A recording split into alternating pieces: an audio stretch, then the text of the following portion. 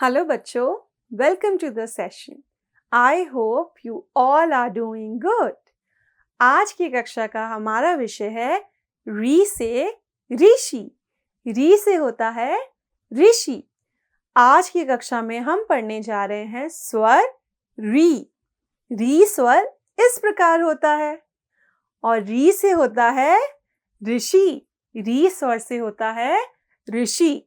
बड़े ऊ के बाद आता है हमारा स्वर री। री से ऋषि।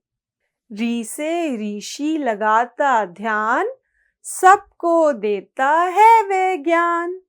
री से होता है ऋषि, जो कि ज्यादातर टाइम ध्यान में होते हैं और वे सबको ज्ञान देते हैं, मतलब बहुत सारी अच्छी अच्छी चीजें सिखाते हैं। री से ऋषि लगाता ध्यान, सबको देता है वे ज्ञान। री से ऋषि। री से और भी कई सारी चीजें होती हैं, जैसे री से ऋषभ। री से होता है ऋषभ। ऋषभ मतलब बैल। ऋषभ मतलब होता है बैल। री से ऋतु। री से ऋतु भी होती है, मतलब अलग अलग सीजन्स, जैसे होते हैं ना गर्मियों का सीजन, सर्दियों की ऋतु, ये सारे होते हैं ऋतु। ऋतु भी री से होता है। री से ऋषि, री से ऋषभ, री से ऋतु।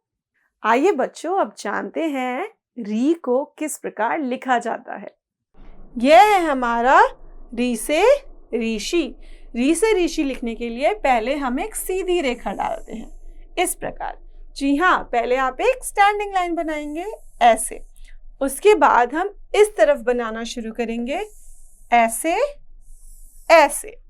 यह है हमारा री का एक तरफ। पहले आपको ऐसे इस रेखा से जोड़ना है, फिर नीचे की तरफ, एक ऊपर और एक नीचे। उसके बाद हम इस तरफ से बनाते हैं इस प्रकार, ऐसे और ऐसे। यह है हमारा री से ऋषि। आइए एक बार एक साथ देखते हैं कैसे लिखते हैं री से ऋषि। इस प्रकार लिखा जाता है, री से ऋषि, री से ऋण, री से ऋतु, री से ऋषभ। री से होता है ऋषभ मतलब बैल। री से ऋषि लिखना बहुत मुश्किल नहीं है, आसान ही है।